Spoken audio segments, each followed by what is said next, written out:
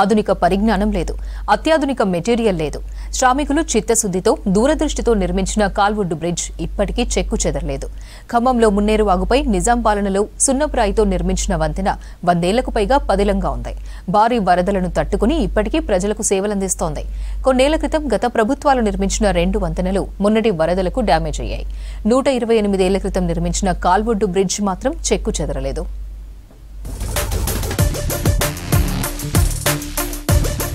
మొదటి ప్రపంచ యుద్ధానికి ముందే 1896లో ఖమ్మంలో మున్నేరు నదిపై నిజాం నవాబుల పాలనలో రాతితో నిర్మించిన కాల్వుడ్ బ్రిడ్జ్ 128 ఏళ్లుగా ఎన్నో వరదలను తట్టుకుంటూ ప్రజలకు సేవలందిస్తోంది.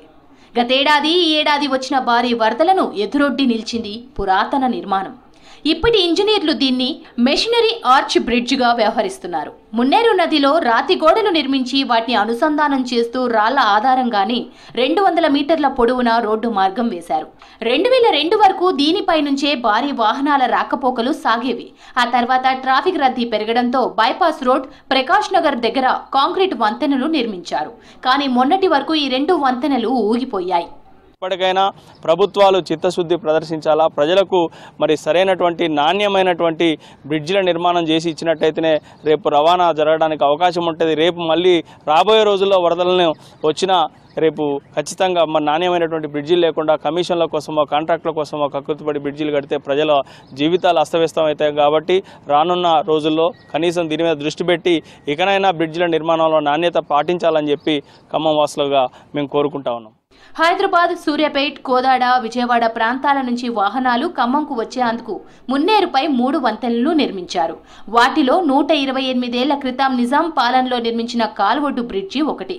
దీంతో పాటు కరుణగిరి దగ్గర 20 ఏళ్ల కిందట మరో బ్రిడ్జ్ కట్టారు. ఇక మూడోది ప్రకాష్ నగర్ బ్రిడ్జ్. 2013లో ఈ బ్రిడ్జ్ నిర్మించగా గతేడాది వర్షాలకు నిర్మాణంలో లోపాలు బయటపడ్డాయి. ఈ ఏడాది వర్షాలకు బ్రిడ్జ్ పిల్లర్లు పక్కకు ఒరిగాయి.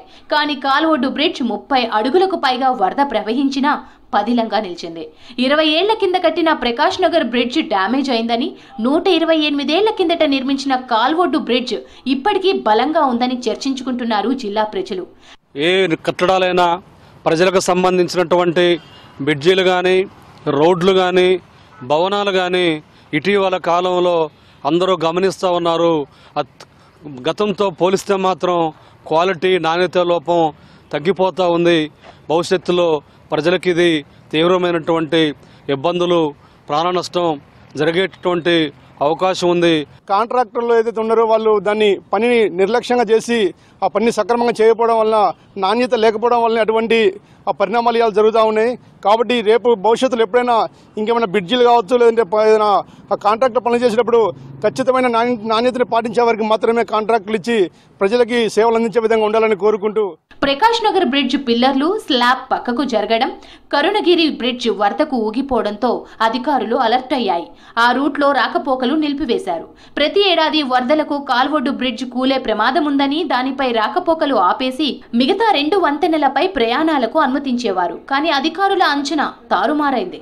ప్రకాష్ నగర్ బ్రిడ్జ్ దెబ్బతినడంతో వంతెనకు 2 వైపులా గోడలు నిర్మించి అటువైపు వాహనాలు వెళ్లకుండా నిషేధించారు. అధికారుల పర్యవేక్షణ లోపంతోనే వంతెన నిర్మాణంలో కాంట్రాక్టర్లు నాణ్యతా ప్రమాణాలను పట్టించుకోలేదంటున్నారు జిల్లా ప్రజలు. అదే స్వతంత్రం వచ్చినాక చూసుకున్నట్టయితే కమిషన్ల కోసం కకృతిపడి మరి అధికారులకు, డిఈలకు కానీ, ఈలకు కానీ, సీలకు కానీ, లేదంటే కాంట్రాక్టర్లకు, లేదంటే ప్రభుత్వాలకు కమిషన్లు తీసుకొని బ్రిడ్జీలు నిర్మాణం చేయడం వల్ల బ్రిడ్జీలు కనీసం పట్టుమని 10 సంవత్సరాలు కూడా ఉండని పరిస్థితి.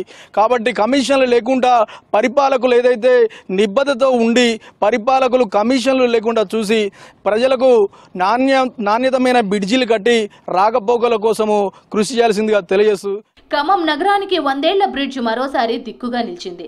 అధికారులు, పాలకులు అరకొర నాణ్యతా ప్రమాణాలతో కాకుండా భారీ వరదనైనా తట్టుకునే సామర్థ్యంతో బ్రిడ్జ్ నిర్మాణాలు చేపట్టాలని కోరుతున్నారు.